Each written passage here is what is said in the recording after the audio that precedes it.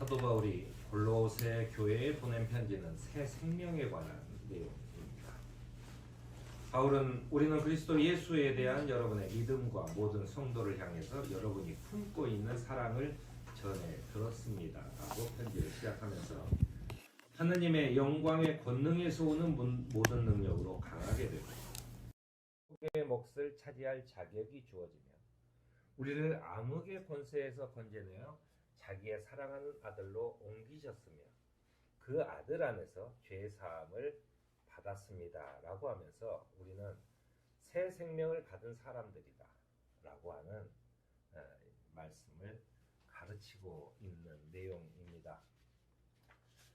그렇기 때문에 바울은 주님께 합당하게 살아감으로써 모든 일에서 그분을 기쁘게 해드려야 한다라고 강조합니다. 하나님께서는 우리에게 자격을 주시고 건지시고 옮기시고 구속하시고 용서하시는 분이시며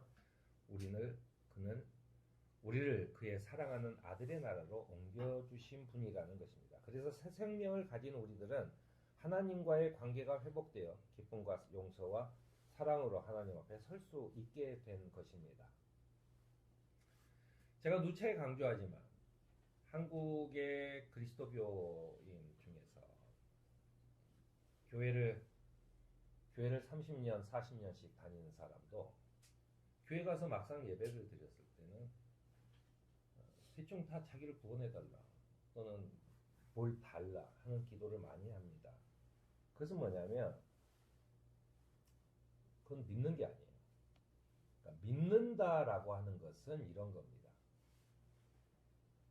네가 네 아버지인 거를 증명해봐 라고 했을 때 보통의 사람들은 그걸 증명할 필요가 없어요. 왜냐하면 내 아버지니까. 저 사람이 아무리 부정해도 내 아버지잖아요.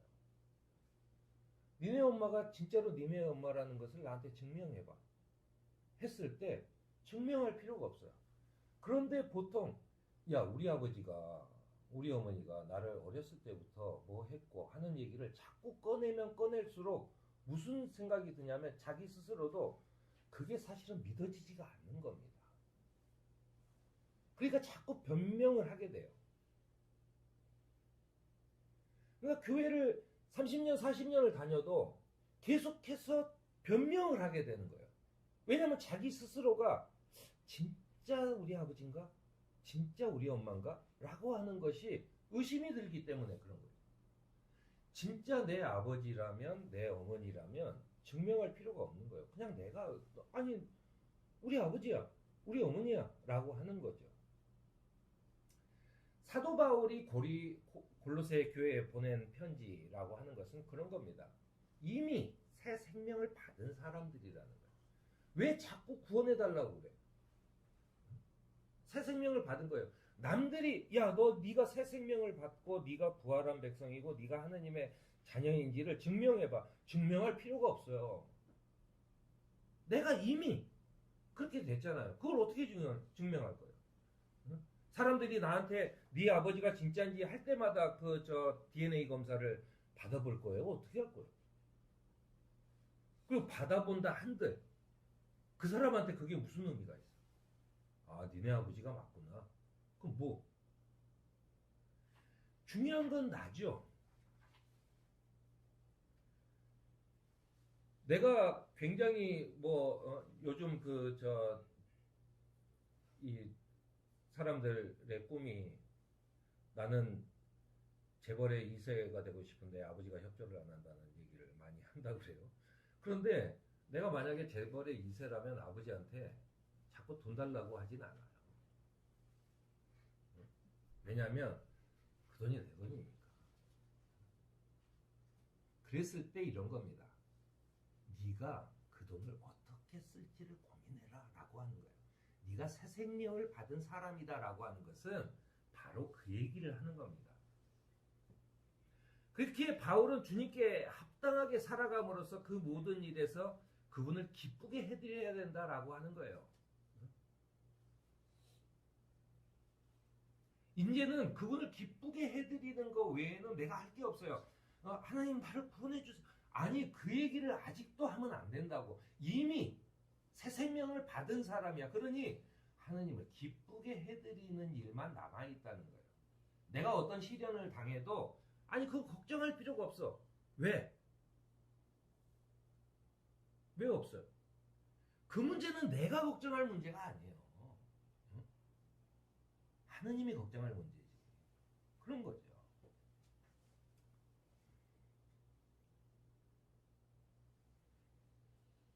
새 생명을 가진 우리들은 하느님과의 관계가 회복되어 기쁨과 용서와 사랑으로 하나님 앞에 설 수 있게 된 겁니다.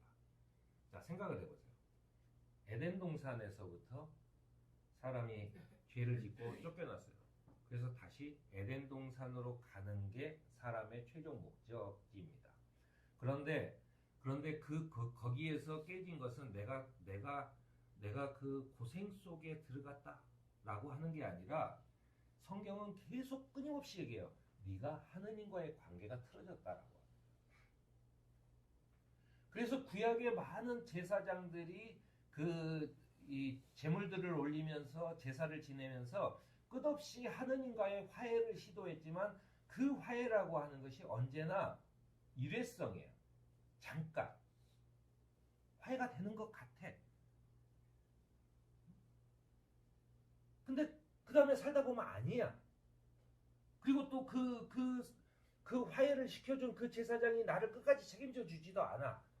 그런데 예수 그리스도께서 오셔서 동물의 제물이 아니라 자기 몸을 희생제물로 쓰면서 단 한 번의 제사로, 단 한 번의 십자가의 제사로 우리의 모든 죄를 씻어주셨다는 거예요. 관계를, 그것은 죄를 씻어주셨다는 얘기는 내가 지은 엊그저께 기분이 나빠서 누구한테 욕을 했는데 그런 죄가 아니고 하느님과의 내가 관계가 틀어져서 서로 남남이 돼버린, 버린 자식이 됐다가 다시 회복이 돼서 내가 그 자식이 되었다. 그 집안에 들어갔다라고 하는 거예요. 이미 그 집안에 들어간 겁니다. 예수님이 이 돌아온 탕자 이야기를 할 때도 바로 그 얘기예요. 다시 돌아왔을 때 그 아버지는 받아주는 것처럼 하느님도 우리를 받아준다라고 하는 거예요. 그래서 우리들이 하느님의 선택된 백성으로서 그리고 그 새 생명을 받은 사람으로서 우리가 할 일은 땅에 속한 지체의 일들을 벌여야 된다. 내가 이제 하늘에 속해 있어요. 하느님의 사람이 됐어요. 새 생명을 받았어요. 그러면 이제는 땅에 속한 사람들, 곧 음행과 더러움과 정욕과 악한 욕망과 탐욕을 죽이십시오. 그 탐욕이 우상숭배입니다. 라고 얘기해요. 사도 바울의 이야기입니다.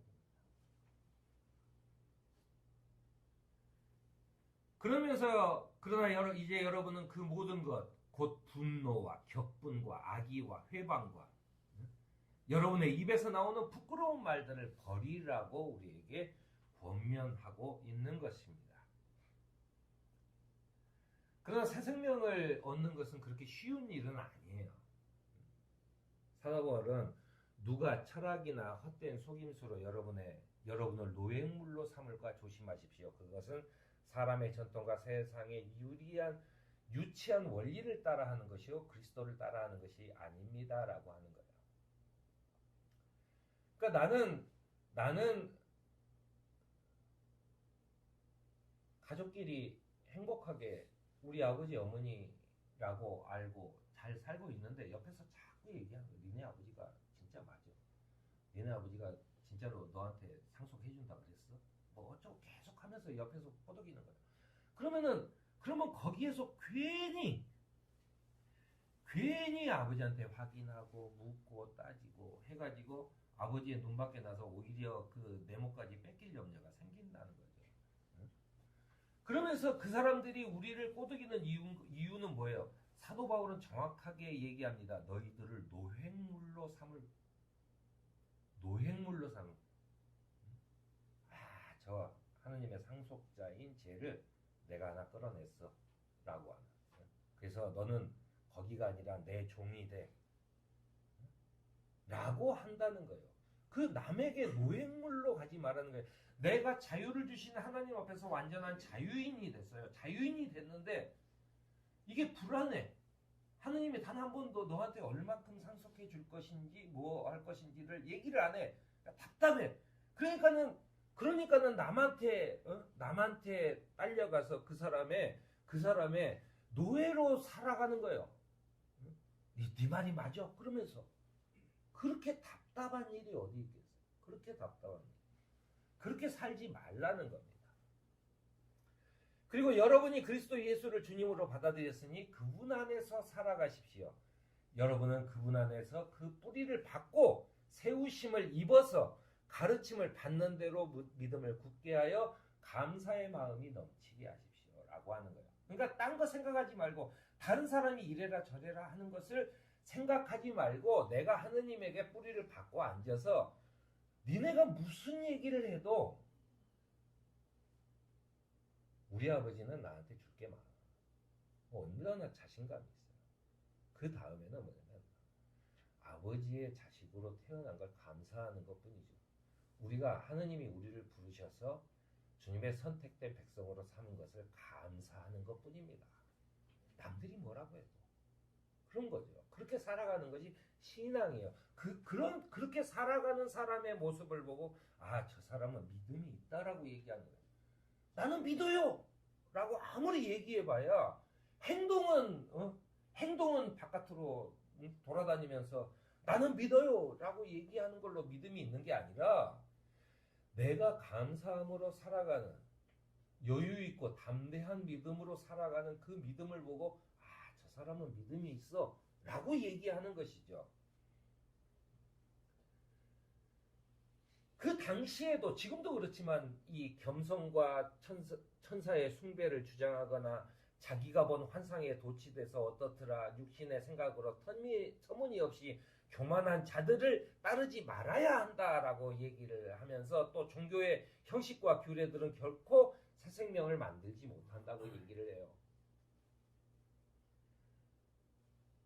바울의 서신을 보면 이 이야기가 항상 패턴이 똑같습니다. 뭐냐면 바울이 그들에게 신앙을 전수해주고 그리고 잘 가르쳐서 갔어요. 그리고 나서 그들을 가르치는 교사라는 사람들이 와가지고 이 사람들을 자기가 통제를 해야 되는데 통제가 잘 안 되니까 뭐라 그러냐면 내가 예루살렘에 가서 거기에 있는 그리스도 사도들을 봤거든. 그 사도들이 바울은 아무것도 아니래. 니네 할례를 받아. 율법을 지켜. 그래야만 하느님의 자녀가 되는 거야. 라고 얘기해요. 응? 그럼 이 사람들이 이 할례를 받아야 되나? 율법을 지켜야 되나? 이렇게 해가지고 마음에 그 유혹이 드는 겁니다. 응? 그렇게 해서 율법을 지키면 어떻게 돼요? 율법을 지키면 예수의 새 생명을 받은 예수 그리스도로부터 새 생명을 받은 사람이 아니라 옛날 유대인들하고 똑같이 되는 거예요. 결국 하나님의 선택받은 백성이었는데 선택받은 백성에서 떨어져 나가는 거예요. 쫓겨난 사람들이 되는 거예요. 그러지 말라는 겁니다. 여러분은 그리스도와 함께 죽어서 세상의 유치한 원리를 떠났는데 어찌하여 아직도 이 세상에 속하여 사는 것과 같이 규정에 얽매여 있습니까? 라고 얘기해요. 사도 바울의 이 답답함이 느껴지는 그런 문장입니다. 아니 새 생명을 받았는데 왜 다시 거꾸로 가서 저에게 새 생명을 주십시오. 제가 율법도 잘 지키고 할례도 받겠습니다. 이렇게 얘기하냐는 거예요. 바보 아니에요? 바보. 내가 이미 새 생명을 받았는데 나는 그저 주님을 찬양하고 감사하는 삶을 살아가면 되는데 왜냐면 나는 받은 사람이니까. 나는 이미 부활한 백성이고 나는 하나님의 선택받은 사람인데 상속자인데 내가 다시 주님 나도 상속자로 좀 껴주면 안 돼요? 라고 계속 기도하게 되는 것이 이게 얼마나 답답한 일이겠어요. 이런 외적인 공격과 유혹을 더해서 자신의 마음과 생각 그리고 자신의 의지에 대해서도 여러분이 그리스도와 함께 살려주심을 받았으면 위에 있는 것들을 추구하라고 그래요. 이제 하느님만 말하는 거예요. 땅에 있는 것들을 생각하지 말고 위에 있는 것들을 생각하라는 거예요. 여러분은 이미 죽었고, 여러분은 우리가 부활한 백성은 죽어서 다시 살아야만 부활한 백성이 되는 게 아니라 우리가 세례를 받는 순간 예수와 함께 우리는 죽었어요. 그리고 나서 지금 현재는 우리는 세례를 받은 이후에는 우리는 부활한 백성이 된 거다. 내 몸이 부활한 거예요. 우리가 죽은 다음에도 그 영면에 들었다가 예수님이 다시 오실 때 그들이 다시 살아나서 예수님 앞에 살아있는 자보다 앞에 설 거예요. 그때 그 살아있는 사람들은 육의 몸을 입고 설 거예요. 그리고 나서 예수님께서 살아있는 자와 죽은 자 모두를 하늘의 것으로 다시 입혀주실 것이다 라고 하는 게 이 성경의 가르침입니다. 그래서 이 바울은 외적인 공격과 내적인 자기 조절을 위해서 여러분은 믿음의 튼튼히 털을 잡아 굳건히 서 있습니다. 여러분이 들은 복음의 소망에서 제발 떠나지 말아야 합니다 라고 우리에게 이야기를 하고 있는 것입니다. 그러면서 뭐냐면 하늘에서 오는, 내가 이제 하늘의 새 생명을 받았으니까 하늘에서 오는 그 권능의 능력으로 강하게 돼서 기쁨으로 끝까지 참고 견디라고 얘기합니다. 바울은 새 생명을 받기 위해서는 새 사람이 되어야 한다고 강조합니다. 이제는 그냥 길거리를 떠돌던 아무 희망도 없는 사람이 아니라 이제는 번듯한 어떤 그 하느님의 세상에 내가 그 집안에 들어간 거잖아요. 그러면 이제 내가 예전 일을 버려야죠. 예전 일을 버려야죠. 새 사람이 돼야 되죠. 그런 거잖아요. 예전에는 뭐 그게 쉬었든 말든 그냥 아무나 주워 먹던 시절에서 이제는 좋은 것을 먹으려고 애를 써야죠. 옛날 버릇이 그대로 남아있으면 어떡해요? 새 사람은 자기를 창조하신 분의 형상을 따라 끊임없이 새로워져서 참지식에 이르게 돼요. 그러면서 내가 하느님만 바라볼수록 내가 점점 더 내 머릿속에 이게 좋은 일이구나.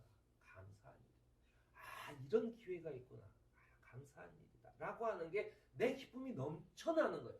그래서 내가 계속해서 세상의 것만 생각하면 안 돼요. 하느님 나한테 아파트 뭐 차 좋은 거 타려고 아무리 그렇게 기도를 해도 나한테 티코 하나도 안 줍니까? 왜 해봤자 그걸 아무리 해봐야 나한테는 하느님 없나 보다 라고 하는 것밖에 안 되는 거죠.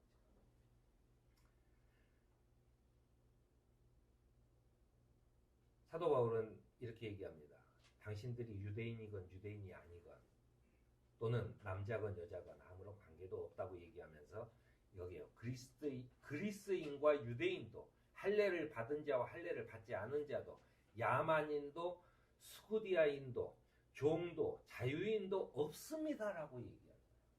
오직 그리스도만이 모든 것이며 모든 것 안에 계신다라고 합니다. 여러분은 하느님의 택함을 입은 사랑받는 거룩한 사람답게 오히려 동정심과 친절함과 겸손함과 온유함과 오래 참음을 옷 입듯이 입으라고 얘기하는 겁니다. 그게 가진 자의 태도예요. 그게 가진 자의 태도입니다. 이 가진 자의 태도를 가지라는 거예요. 그리고 이 모든 것 위에 사랑을 더하십시오. 사랑이야말로 완전하게 묶는 띠입니다.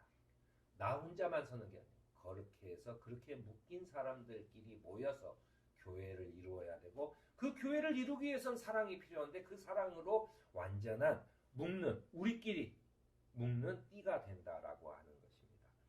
그리스도의 평화가 여러분의 마음을 지배하십시오. 이 평화를 누리도록 여러분은 부르심을 받아 한 몸이 되었습니다 라고 강조합니다. 우리를 부르시는 주님의 평화를 누리는 공동체가 되도록 꾸준한 사랑을 더하여가는 삶을 살아가는 저와 여러분이 되기를